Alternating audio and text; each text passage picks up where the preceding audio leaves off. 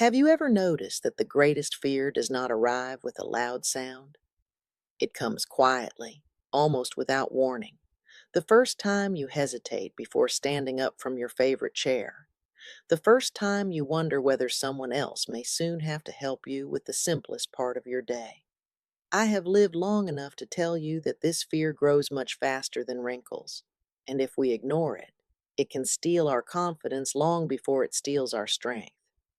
But I also learned something that filled me with hope, and I want you to stay with me because I did not discover it in a doctor's office or in a thick medical book. I found it by watching ordinary people live extraordinary lives. I am over 90 years old now, and after seeing nearly a century pass before my eyes, I can tell you that the people who stayed independent the longest rarely had perfect bodies. They simply refused to stop caring for them in small, faithful ways. When I was younger, I believed living a long life was the greatest blessing anyone could receive. As the years passed, I slowly realized I had been asking the wrong question. The real blessing is not adding more birthdays to the calendar.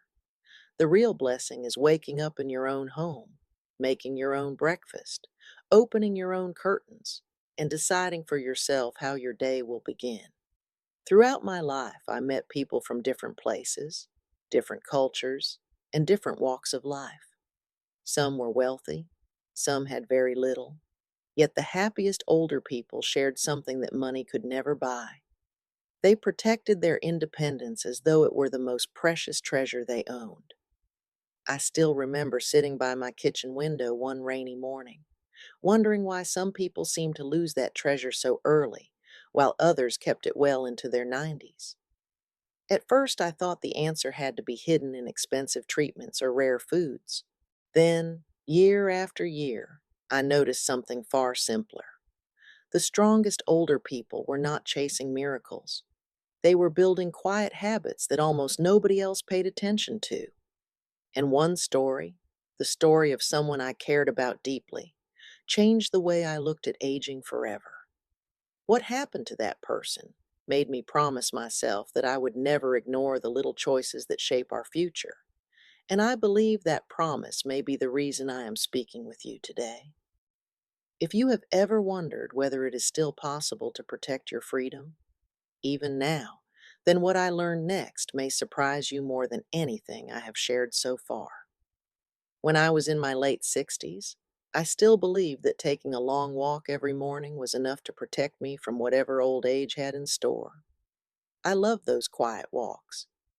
The birds greeted the sunrise before anyone else was awake, and every step made me feel as though I was doing something good for myself.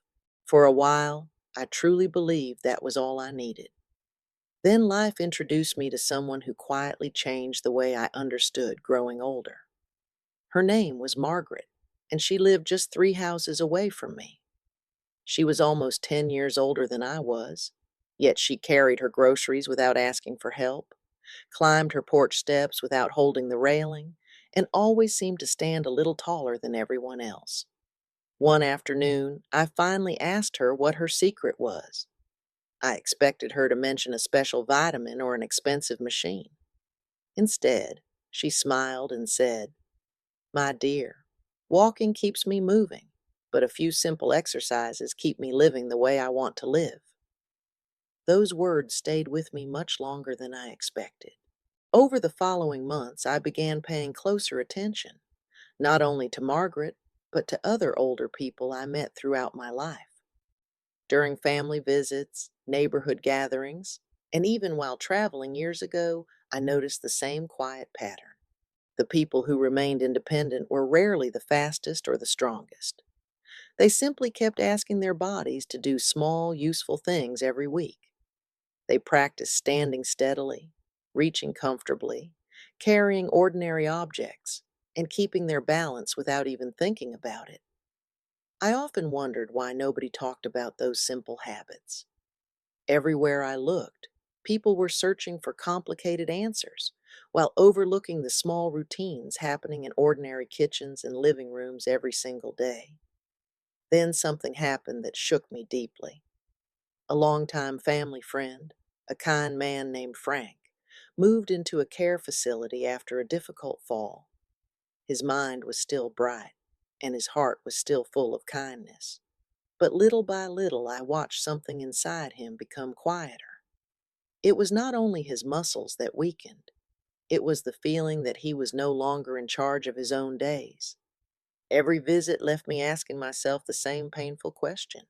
Was it really the fall that changed his life, or had the warning signs appeared years before when nobody noticed them? The answer took me much longer to understand, and when I finally did, it completely changed the small choices I made every single week. For a long time, I believed that growing older meant accepting whatever happened to my body without asking too many questions. Then I reached an age when I began noticing little changes that seemed harmless at first. I did not walk quite as quickly as before. I needed a little more effort to stand after reading in my favorite chair. None of these moments frightened me on their own, but together they whispered something I could not ignore. I started paying attention to people who were 20 or even 30 years older than I was, wondering why some still moved with quiet confidence, while others had already begun depending on everyone around them. Throughout my life, I noticed that the answer was rarely found in extraordinary talent or unusual strength. It was hidden inside ordinary routines repeated with patience for many years. One woman I met while visiting relatives overseas fascinated me. She was well into her 90s, yet every morning she stood near her kitchen counter, gently lifted her heels, balanced on her toes for a few moments, and then slowly lowered herself again. She laughed when she saw me watching and said, "These little feet carry my whole life. Why wouldn't I take care of them?" I never forgot those words. Years later, I realized that many older people who remained steady on their feet shared similar habits.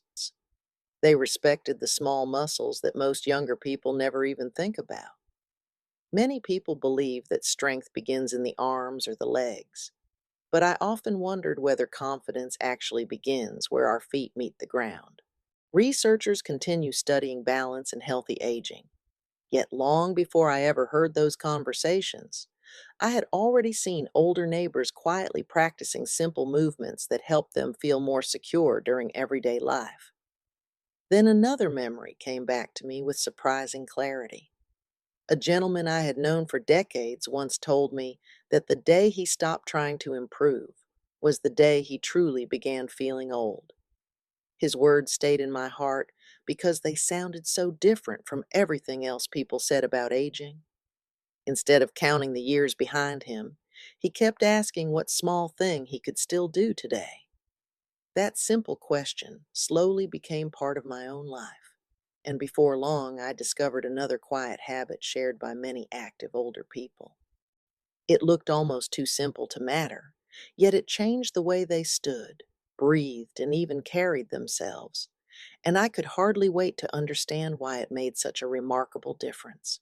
There came a time when I realized that many of us make the same quiet mistake without ever noticing it.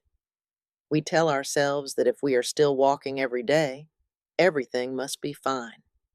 Please do not misunderstand me. I still love my daily walks, and I believe they bring peace to the mind as much as movement to the body. But throughout my life, I noticed that walking alone did not always protect people from becoming less steady, less confident, or less able to do the ordinary things that make a person feel truly independent. I watched neighbors who proudly walked around the block every morning, yet struggled to rise from a low chair or reach for something on a high shelf. At first, this puzzled me. How could someone who stayed active still lose so much confidence in simple movements? One day, I finally understood that our bodies need different kinds of gentle challenges as we grow older. Walking moves us forward, but it does not ask every muscle to stay strong or every joint to keep working through its full, comfortable range. Many older people believe that if they avoid effort, they are protecting themselves. I used to think that too. Yet I slowly saw the opposite happen. The people who stopped using certain muscles often found those muscles becoming weaker little by little, almost without anyone noticing. It never happened overnight. It happened quietly, one small change at a time, until ordinary tasks suddenly felt difficult. Another mistake I saw was believing that poor posture was simply part of aging. So many friends began looking toward the ground instead of the horizon. Their shoulders slowly rolled forward, their breathing became shallower, and they seemed to lose confidence before they lost strength. Then I met an older woman who gently stretched her shoulders every morning, with nothing more than a simple towel from her bathroom. She smiled and told me that opening her chest made her feel as though she was greeting the day instead of hiding from it. I never forgot that image. Many people noticed that when they paid attention to balance, posture, and gentle strength together, everyday life simply felt easier. Researchers continue studying healthy aging, but my own lessons came from watching real people live ordinary lives with extraordinary consistency. And just when I believed I had uncovered the most important habit of all, I discovered one more simple movement that seemed almost too easy to matter. Strangely enough, it became one of the greatest gifts I ever gave myself, and it changed far more than the strength of my arms. As the years passed, I stopped looking for dramatic changes and began paying attention to the quiet ones. Those were the changes that truly mattered. I watched friends who stayed active into their 90s, and although each of them had a different story, they shared something that was easy to miss if you were only looking at the surface. They did not spend their days trying to prove how strong they were. They simply refused to stop using the strength they still had. One gentleman I knew continued carrying small grocery bags himself, even when his daughter offered to do everything for him. He always thanked her with a smile and said, "If I stop doing what I can today, tomorrow I may not be able to do it at all." His words stayed with me because they carried a quiet wisdom that only many years of living can teach. Another dear friend, who was already well into her 90s, never hurried through her mornings. Before breakfast, she would gently move her shoulders, stretch her back, stand on one foot while lightly holding the kitchen counter, and then switch to the other side. It looked so ordinary that most people would never have noticed it, yet she moved through the rest of the day with remarkable confidence. I often wondered why these tiny routines seemed to make such a difference. Over time, I realized they were not really exercising only their muscles. They were practicing trust in their own bodies. Every small movement reminded them that they were still capable, still improving, still participating in their own lives. Many people believe independence disappears all at once, but throughout my life I noticed that it usually slips away one forgotten habit at a time. The beautiful part is that confidence can also return one gentle habit at a time. Researchers continue studying healthy aging, and many older people believe that regular movement may help support balance, coordination, and everyday function. I cannot speak as a scientist, only as a woman who has watched nearly a century unfold before her eyes. What I have seen again and again is that the people who kept their curiosity also kept much of their independence. They never said, "I'm too old to learn." Instead, they asked, "What small thing can I do today that might make tomorrow a little easier?" That simple question changed my own life more than I ever expected. It also prepared me for the small routine I eventually adopted myself, one that takes only about 15 minutes a few times each week, yet reminds me every single day that growing older does not mean giving up on myself. In fact, it became one of the kindest gifts I have ever given my future self. After all these years, people sometimes ask me what I actually do each week to help myself stay steady and independent. I always smile because they expect a complicated answer. The truth is much simpler. I still enjoy my daily walks because they lift my spirits, but I learned that walking alone was not enough for me. So I gently added 3 small movements that fit naturally into my life, and I have stayed with them because they make me feel more confident, not because anyone forced me to do them. The first movement is for my feet and ankles. While holding the back of a sturdy chair or my kitchen counter, I slowly rise onto my toes, pause for a moment, and gently lower myself again. At first, I could only do a few repetitions without feeling tired, and that was perfectly fine. Little by little, I became more comfortable. Throughout my life, I noticed that many older people who cared for their balance also cared for the strength of their feet, even though almost nobody talked about it. The second movement is one I learned from a dear friend who always kept a simple towel nearby. I hold the towel with both hands and slowly raise and lower my arms in a comfortable range, while gently opening my shoulders. I never rush. I simply enjoy the feeling of standing a little taller and breathing a little more freely. Many people notice that good posture can make everyday tasks feel easier, and researchers continue studying how gentle movement may help support mobility as we age.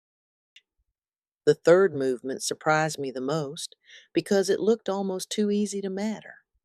I place my hands against a wall and perform slow, comfortable wall push ups.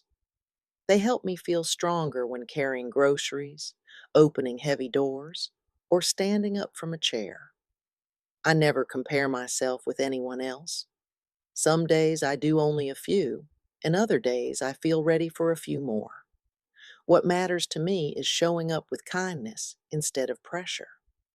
Over time, these three movements became a peaceful 15-minute routine that I enjoy about 3 times a week, while keeping my daily walks and occasionally practicing standing on one foot, with gentle support nearby. I cannot promise that these habits will change every life in the same way, because every person is different. I can only tell you that they help me feel more capable, more confident, and more connected to my own body. Yet there is one lesson that turned out to be even more important than any exercise, and it is the lesson I hope will stay with you long after this conversation ends. When I think back to the beginning of our conversation, I remember the quiet fear I spoke about, the fear of losing the freedom to live life on our own terms. After more than 90 years of living, I can tell you that this fear never completely disappears. But I have also learned that it does not have to decide how we live today. Every morning when I open my curtains, make my breakfast, and move through my little routine, I remind myself that independence is not a prize we win once and keep forever. It is something we gently care for, one ordinary day at a time. I have lost people I love dearly.